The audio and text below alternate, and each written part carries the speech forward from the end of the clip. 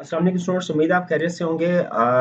आज की ये वीडियो मेरी सीफैप के स्टूडेंट्स के लिए है, जो कि बेसिकली डिफरेंट सब्जेक्ट्स की प्रिपरेशन कर रहे हैं। सीफैप लेवल पे प्रॉब्लम एक ये फेस करते हैं स्टूडेंट्स के कैफ लेवल की तरह बहुत ज़्यादा प्रैक्टिस के लिए क्वेश्चन अवेलेबल नहीं होते। टॉपिक्स की तादाद ज़्यादा होती है और इनका प्रैक्टिस क्वेश्चन कम होते हैं। तो इसके लिए एक छोटा सा मैं आपके लिए एक सोल्यूशन लेके आया हूँ, कि आपके लिए एक प्रॉम्प्ट मैंने क्रिएट किया है जो कि आप चैट जीपीटी पे जाके यूज़ कर सकते हैं। और उस पे आप किसी भी टॉपिक की सीफैप के किसी भी टॉपिक की जितनी प्रैक्टिस चाहे जिस तरीके से प्रैक्टिस चाहे कर सकते हैं। इस वीडियो में मैं छोटा सा आपको डेमोन्स्ट्रेशन देता हूँ इस चीज़ की। सबसे पहले देखिए हमने जो प्रॉम्प्ट क्रिएट किया है पहले उसको समझ लीजिए। ये प्रॉम्प्ट क्या कहता है, सबसे पहले हमने टॉपिक का नाम लिख दिया। फ़र्ज़ कीजिए आईएसए 450 जो हम प्रैक्टिस करना चाहते हैं, ऑडिटिंग का टॉपिक है। फिर इसके बाद हमने जीपीटी को एक रोल दे दिया कि वो रिएक्ट करे कॉलेज प्रोफ़ेसर की तरह। कॉलेज का प्रोफ़ेसर है ऑडिट एश्योरेंस के सब्जेक्ट्स का। और हमने उसे टास्क ये दिया है कि 3 शॉर्ट आंसर क्वेश्चंस क्रिएट करने हैं based on above topic. Above topic से मुराद ये हमारा आईएसए 450 है जो ऊपर हमने बता दिया। फिर इसके बाद हम उसे कह रहे हैं allow me to answer one question at a time before providing me another question. हमने उसे कहा तीनों क्वेश्चन इकट्ठे नहीं देने, पहले एक क्वेश्चन देना है, फिर हम आंसर करेंगे, फिर वो दूसरा क्वेश्चन देगा उसको आंसर करेंगे हम, फिर तीसरा क्वेश्चन देगा उसको हम आंसर करेंगे। फिर जब हम तीनों क्वेश्चन को आंसर कर चुके हैं, फिर उसके बाद हमने उसे कहा कि वो हमारे आंसर्स को वैल्यूएट करे और हमें बताए कि हमारा आंसर करेक्ट है या इनकरेक्ट है। और एक्सप्लेनेशन भी बताए, अगर कोई जैसे गलती है तो वो क्या गलती हमने की है वो बताए। और हमारी परफॉर्मेंस को ना सिर्फ ये कि ग्रेड करे ताकि हमें पता चल जाए, वैल्यूएशन हो जाए कि क्या हमें सफिशिएंट नॉलेज है कि नहीं इस टॉपिक का। और फिर उसके बाद हमें सजेशन भी दे के कैसे हम इसको इम्प्रूव कर कर सकते हैं। आइए इस प्रॉम्प्ट को हम चैट जीपी में डाल के चेक करते हैं कि क्या वो हमें हमारी एक्सपेक्टेशन के मुताबिक क्वेश्चन बना के देता है। यहाँ पे होंगे चैट जी, अच्छा डिफरेंट वर्जन है।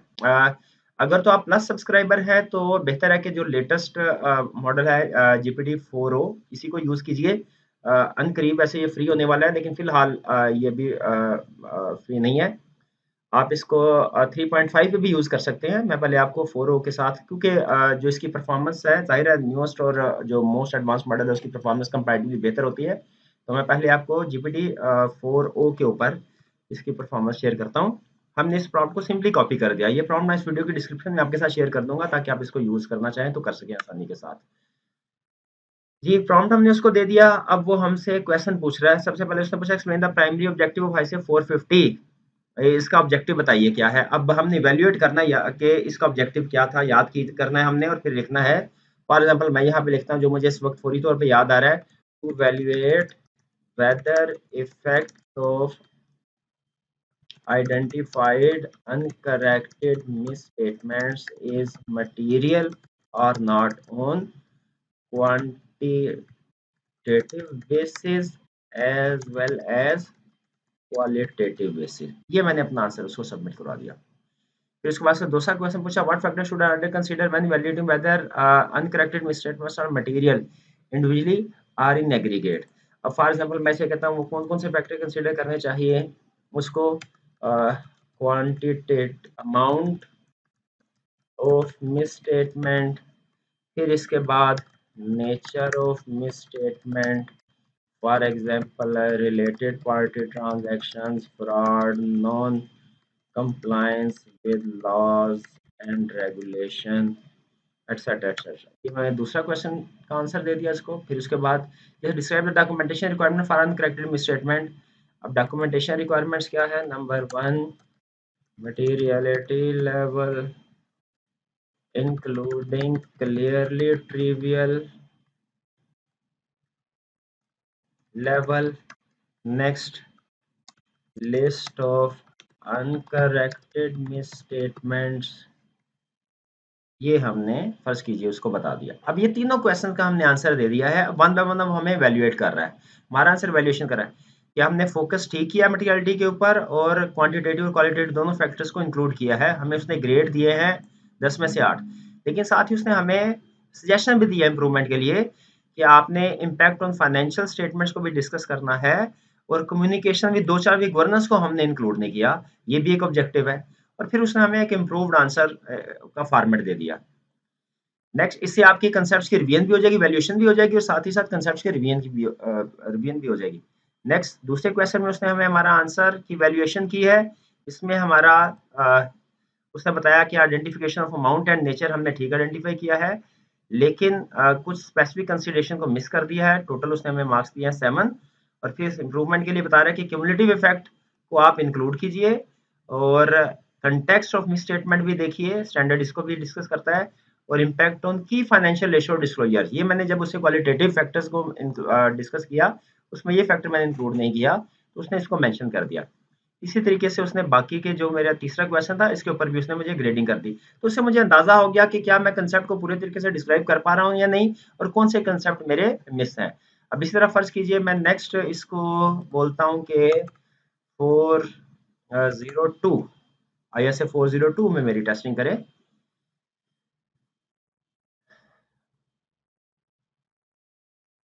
तो अब वो ISA 402 में कह रहा है एक्सप्लेन द ऑब्जेक्टिव क्या है ISA 402 का। अब मैं ISA 402 टू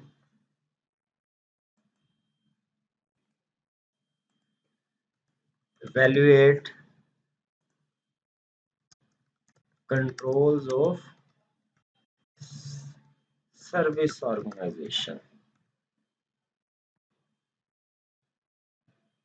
Next, दूसरा को describe the responsibility of the user auditor under ISA 402 to obtain evidence about operating effectiveness of controls at service organization। What are the implications for the if the service organization does not provide a type 2 report under ISA 402? Type 2 अगर report हमें provide नहीं करता तो जाहिर है हमें auditor does not have any evidence whether controls at service organization are operating effectively। जी, अब वो इसी तरीके से वैल्यूएशन करेगा। पार्शली करेक्ट लिमिटेड डिटेल दी है मैंने, जाहिर है जल्दी जल्दी में हमने इसको सिर्फ वैल्यूएशन इसका पर्पज है। अब वो हमें एक्सप्लेनेशन में बता रहा है कि मेन ऑब्जेक्टिव में ये सारी चीजें शामिल है। आपने चूंकि आंसर कंप्लीट नहीं दिया, मुझे उसने 5 ग्रेड दिए। वैल्यूएशन में सजेशन फॉर इंप्रूवमेंट में उसने बताया है कि आपने ये आपके आंसर में ये चीजें भी इंक्लूडेड होनी चाहिए। इसी तरीके से क्वेश्चन 2 है, कह रहा है करेक्ट बट इनकम्प्लीट है, इसमें 6 ग्रेड दी। इसी तरीके से आप आगे चलते जाएंगे उस टॉपिक। इवन आप इसके बाद उसको मजीद कह सकते हैं कि वो जनरेट फर्दर क्वेश्चन। अगर आप चाहते हैं इस टॉपिक की मजीद प्रैक्टिस करनी है तो आप उसे फर्दर क्वेश्चन जनरेट करने के लिए भी कह सकते हैं। वो आगे मजीद फर्दर क्वेश्चन जनरेट कर रहे हैं, इसको साथ साथ जितने प्रैक्टिस करना चाहें आप कर सकते हैं।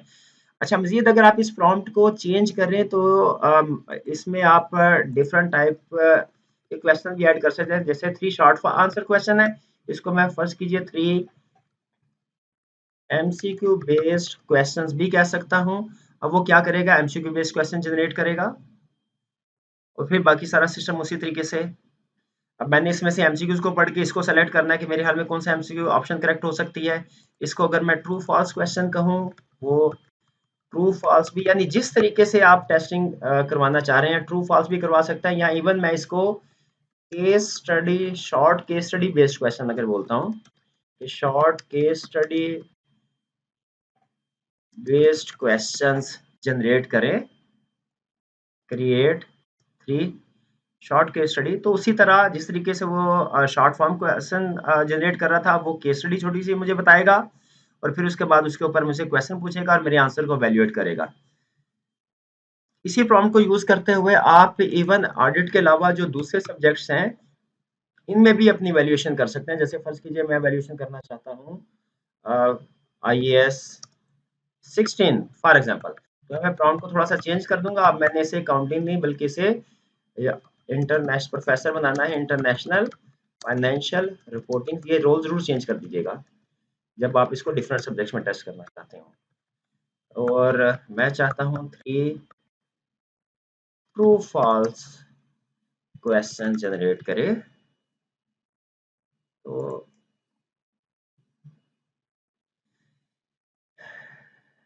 ये अब वो ट्रू फॉल्स क्वेश्चन जो है वो जिन्होंने उसने स्टेटमेंट दी और मुझे बता रहा है। अब मैं बेसिकली इसको पढ़ नहीं रहा, यूं ही रैंडमली मैं इसको ट्रू कर रहा हूँ। देखते हैं कि वो उस पर क्या फीडबैक देता है। सेकंड में उसने बताया, मैं सेकंड को फर्ज कीजिए फॉल्स कर देता हूँ। पढ़े बगैर। और फर्ज कीजिए थर्ड को भी फॉल्स कर देता हूँ। अब देखते हैं वो क्या फीडबैक हमें देता है। ये देखिए पहले उसने ऑप्शन का करेक्ट किया और फिर एक्सप्लेनेशन दे दी उस कंसेप्ट की।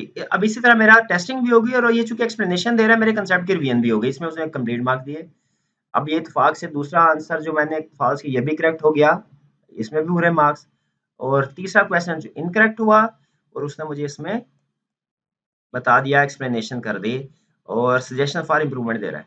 तो आप इसको थोड़ा-सा, अगर आपको थोड़ी-सी प्रॉम्प्ट इंजीनियरिंग से वाकिफ़ हैं, तो इस प्रॉम्प्ट को थोड़ा-सा चेंज करके आप इसमें डिफ़िकल्टी लेवल भी इंक्रीज़ या डिक्रीज़ कर सकते हैं। टाइप ऑफ क्वेश्चन अपनी मर्ज़ी के कोई सा भी टॉपिक चूज़ कर सकते हैं और मुझे उम्मीद है कि ये आपके लिए अच्छी प्रैक्टिस का बायस बनेगा।